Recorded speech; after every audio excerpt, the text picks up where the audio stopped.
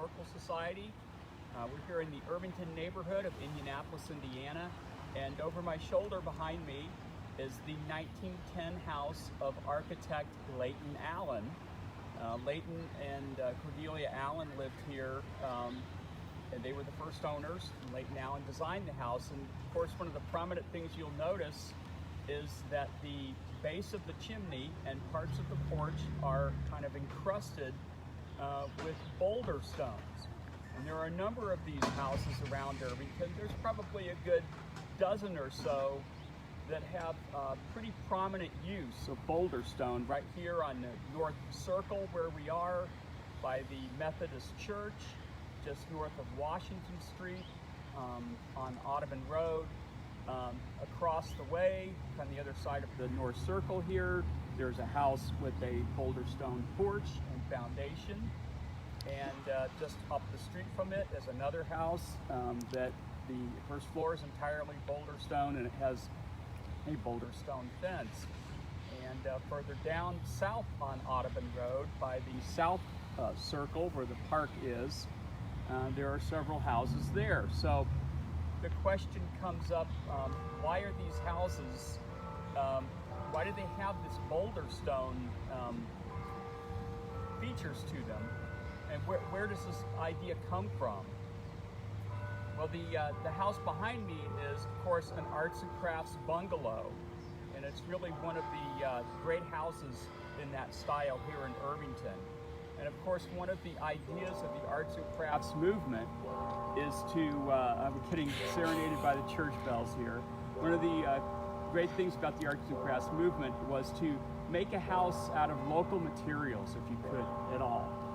And these boulder stones are glacial. That is that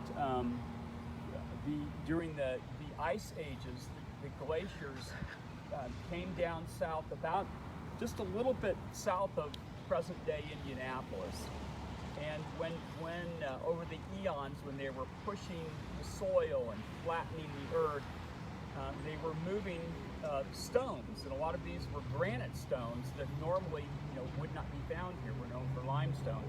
And over the course of being ground and pushed and tumbled, these would find their way into waterways, and they would be polished smooth over those eons. And they would also be found in farm fields. So when Euro-American settlement came to central Indiana, the farmers didn't want these stones in their field. They were in the way. They would kind of push them to the edges of fields, pull them out and put them on the edges of fields, plant hedgerows there, or they would find them in the creeks. And of course, they were sort of in the way at that time, but in the arts and crafts period, not quite a century later, people realized there's great beauty in these stones, and they make a wonderful building material, and you can't get more local than stones that you pull out of Pleasant Run Creek or Pogues Run Creek or along White River, any of the waterways or creeks along here in central Indiana. So it became quite the thing to work these into your house and tie your house into the site in which it is built.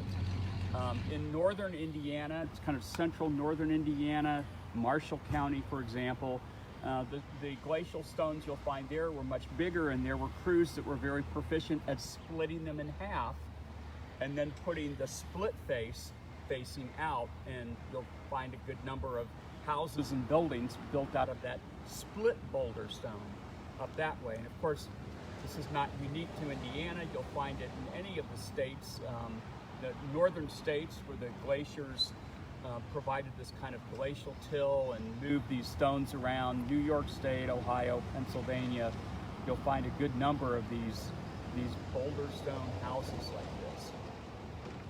So as I said, this one is from 1910.